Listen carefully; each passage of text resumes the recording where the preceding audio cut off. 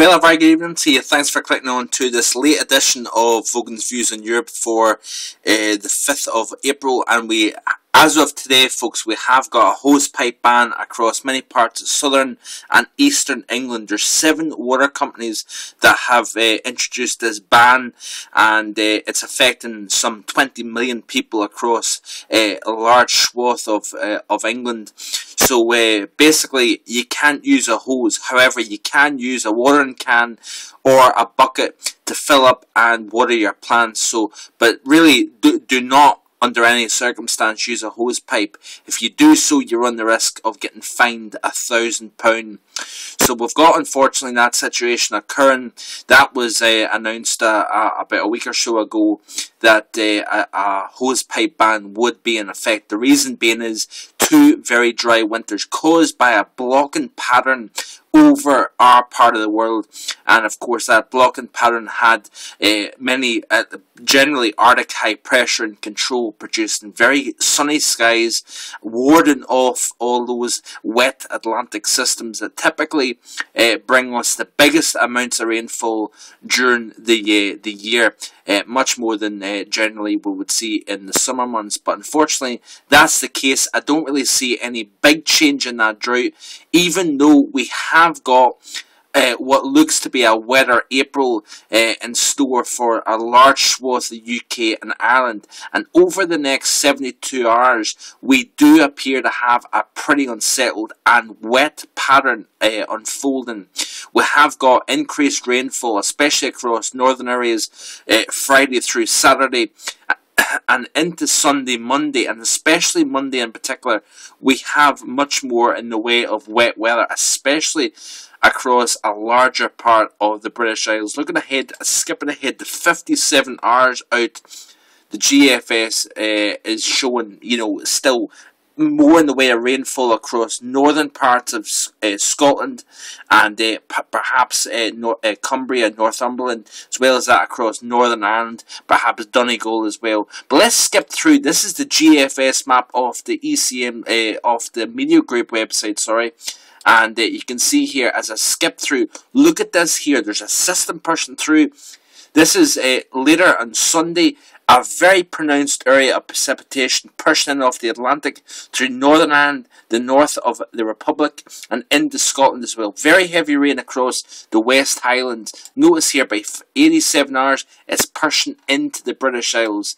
And you can see that here. Look at that there. This is the more significant rain that I've seen across a large part of Ireland, Northern Ireland, Scotland, and even England. This is the first time in probably quite a few weeks, in fact, that I've seen this amount of rainfall. This is at 102 hours. You can see here the precipitation heavy across Wales, the southwest, into the Midlands as well. This here, folks, looks a much more interesting and a good sign in the weather pattern. Notice here very heavy precipitation across southern parts of Norway and Denmark and places like that. But certainly we are looking at signs of change taking place here. Now looking at here over the ECMWF, what is happening here? We've got an area of high pressure across the North Atlantic, lower pressure, cold pocket of air to the east. That is the very area of weather that we've seen over the past few days, producing heavy snow. We had an area of low pressure feeding down on a northwest or northeasterly flow. A source region over Greenland that produced, of course, the very cold temperatures, heavy snow across central and eastern parts of Scotland, down through the eastern flank of England as well.